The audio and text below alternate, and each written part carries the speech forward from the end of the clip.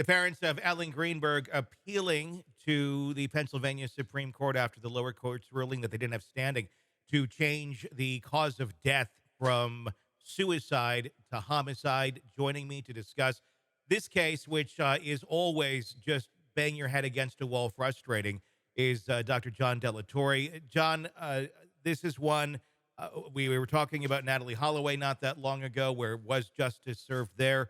This is one where all of the building blocks to get justice seem to be there, yet there's somebody standing in the way at every which stop to find it. We have a knife. We still have the knife. It's in a police locker in Philadelphia that's never been printed. There are so many other elements to this.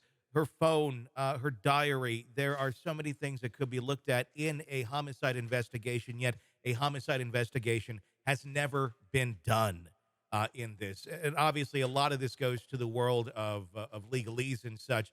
But for the family, what must they be going through as it's right in front of you? You know, there's something, this was a murder of some sort, yet everything around the whole system, it's almost like upside down, and nobody is answering any questions, and nobody's creating a clear path to answer obvious questions. What are they going through all of this?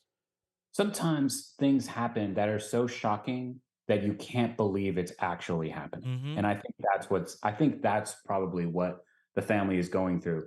I mean, I'm going to be a little hyperbolic Yeah. when I'm discussing this case, but there have been reports that have come out about how she was found, where they literally say that she was like threw herself on top of the knife, or that she literally banged her head against the knife. I mean, the positions of some of these wounds that were done by this weapon Hmm. are physically impossible for someone to do after they're already dead. Yeah.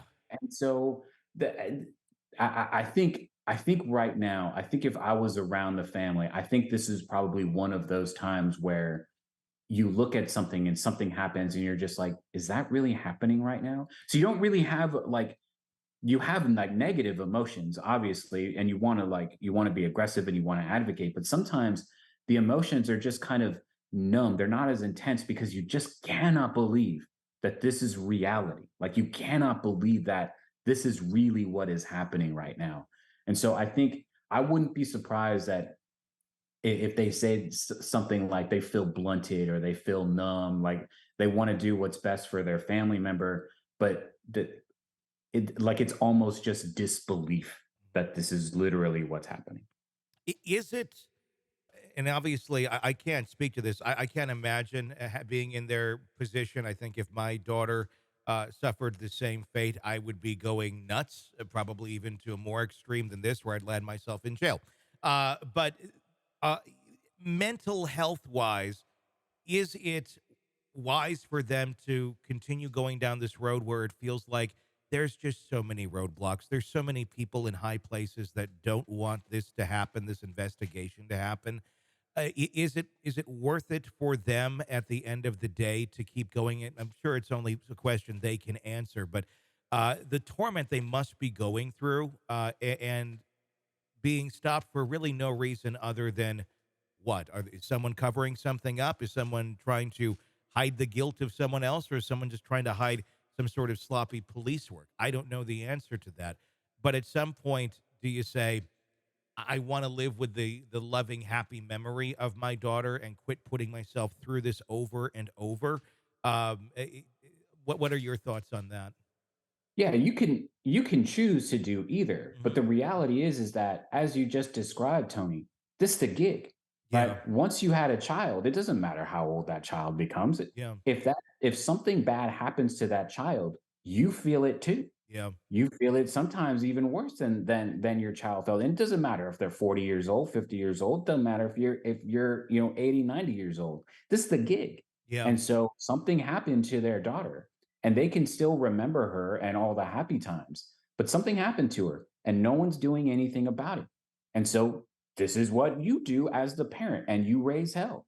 Mhm. Now, hopefully it doesn't land them in jail, but you raise hell Yeah. and you make sure that the people who need to do something about it are held accountable for doing what they're supposed to be doing to once again bring justice to the harm that has undergone this family.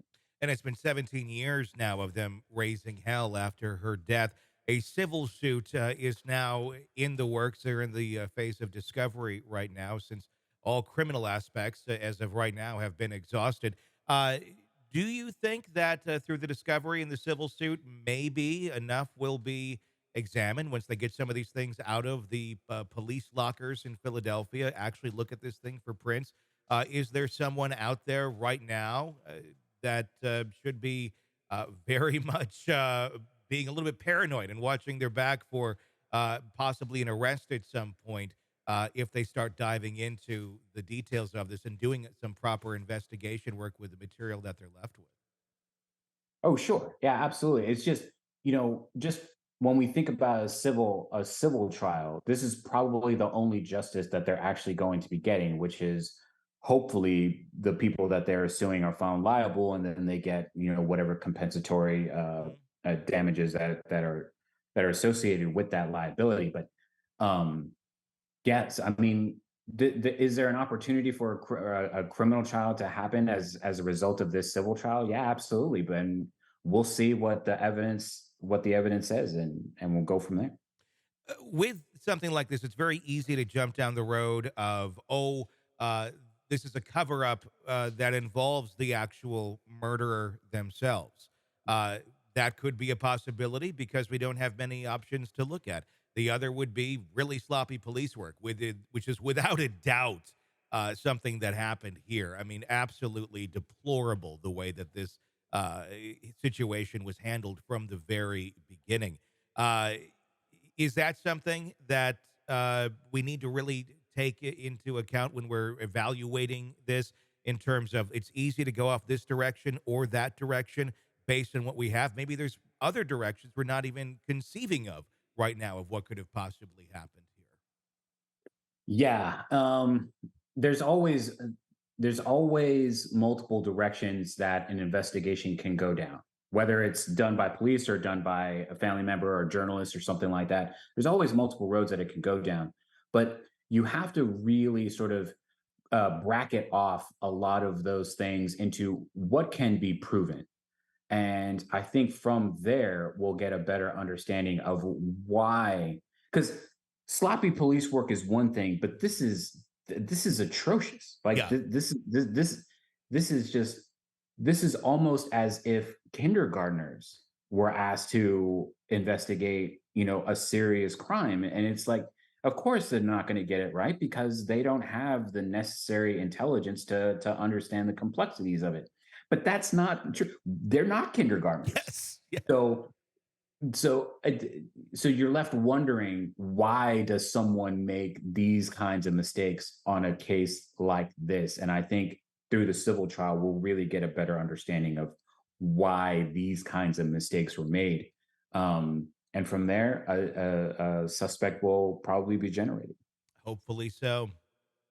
Hey, it's Tony Brueski. If you want more of our interview with our guests, be sure to check out our podcast, Hidden Killers with Tony Brueski. Just search that wherever you download podcasts and press subscribe. Also, you can check out our YouTube channel for the full video version of the interviews as well, under the same name, Hidden Killers with Tony Brueski. Check it out, subscribe, binge, and enjoy. Thanks for watching.